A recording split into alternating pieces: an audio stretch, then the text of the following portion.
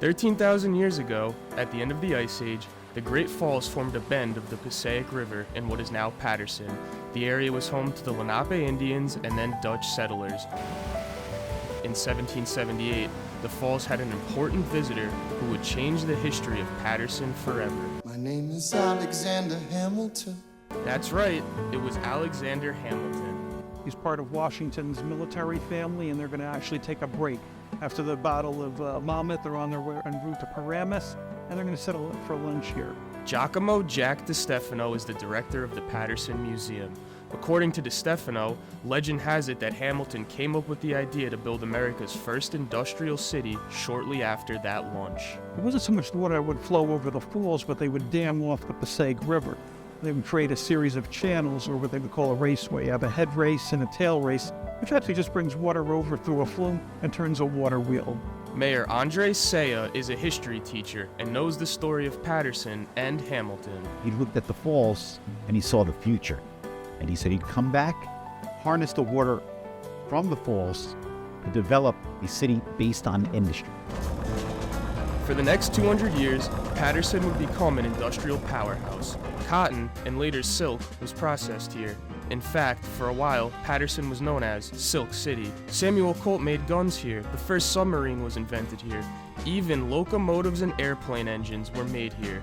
And as the founder envisioned, the workers were immigrants. Paterson was founded by an immigrant. Alexander Hamilton was not born here in the colonies at that time. And so we became a city of immigrants. Amy Scott was born in Paterson in 1929. She is a child of Italian immigrants. She has fond memories of growing up in a busy city. It had all the beautiful shops. It had 3 large department stores, Connors, Meyer Brothers, and Clark & Bush's. But by the 1980s, it was not a lovely town anymore. Check out this report by WCBS reporter Vic Miles. It's part of a series called Our Block. 32% of Paterson lives below the poverty level. Unemployment here at 14%. Some jobs on our block are barely marginal. Like many other cities in the Northeast and Midwest, the factories moved away in the 1960s, 70s, and 80s. Paterson went into decline. How you making it? Day by day, just surviving. That's it. That's what everybody around here does. Just survive. And then it got worse. First heroin, then crack, and now synthetic drugs, including Oxycontin and fentanyl. It's a rough neighborhood at times. Yeah, but a lot of it either stems from gangs or illegal activity.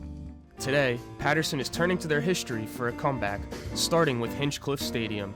After a $100 million rebuild, the historic stadium is opening for business this spring.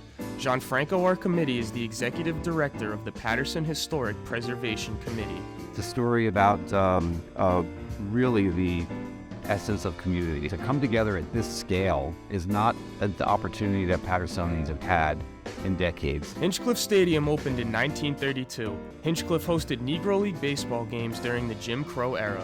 In 1933, it hosted the Colored Championship of the nation.